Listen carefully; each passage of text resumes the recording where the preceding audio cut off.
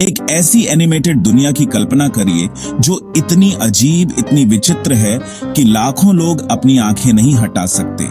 एक digital circus जहां कुछ भी समझ में नहीं आता, फिर भी सब कुछ सही लगता है। अगर मैं कहूं कि यह विचित्र दुनिया पहले ही इंटरनेट पर कब्जा कर चुकी है, अरबों व्यूज पा चुकी है, चिंता न करें, आपकी स्क्रीन से कोई जोकर बाहर नहीं कूदेगा। अभी तक तो नहीं। द अमेजिंग डिजिटल सर्कस केवल एक और एनिमेशन नहीं है, यह एक सांस्कृतिक लहर है। कुछ ही महीनों में इसके फैन एडिट्स, थ्योरीज और रीमिक्स यूट्यूब, टिकटॉक और रेडिट पर फैल गए। पायलट एपिसोड अकेले करोड़ों व्यूज पार कर गया। और यहां सबसे बड़ी बात यह है, यह डिज्नी या नेटफ्लिक्स जैसे बड़े स्टूडियो की बैकिंग नहीं है। लेकिन लोग इतने ऑब्सेस्ड क्यों हैं? सिंपल, क्योंकि अनुमान लगाने योग्य सीक्वल्स और कॉपी पेस्ट कहानियों से भरी दुनिया में इंडी एनिमेशन अजीब होने की हिम्मत करती है।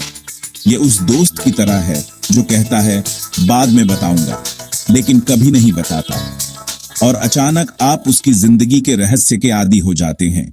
यहां दिलचस्प बात यह है, फैंडम केवल देखने वाले नहीं हैं, वे निर्माता हैं।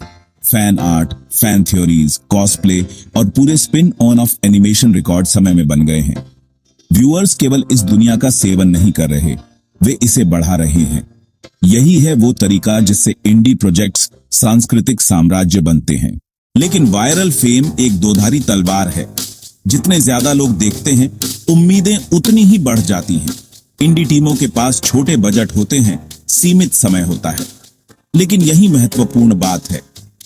इंडी एनिमेशन का उदय साबित करता है कि हम एक नए युग में प्रवेश कर रहे हैं, जहां रचनात्मकता कॉर्पोरेट शक्ति को हरा देती है। तो अगली बार जब आप किसी अजीब इंडी एनिमेशन को स्क्रॉल करके छोड़ रहे हो, तो उसे नजरअंदाज न करें, क्योंकि यह अगला फिनोमिना हो सकता है।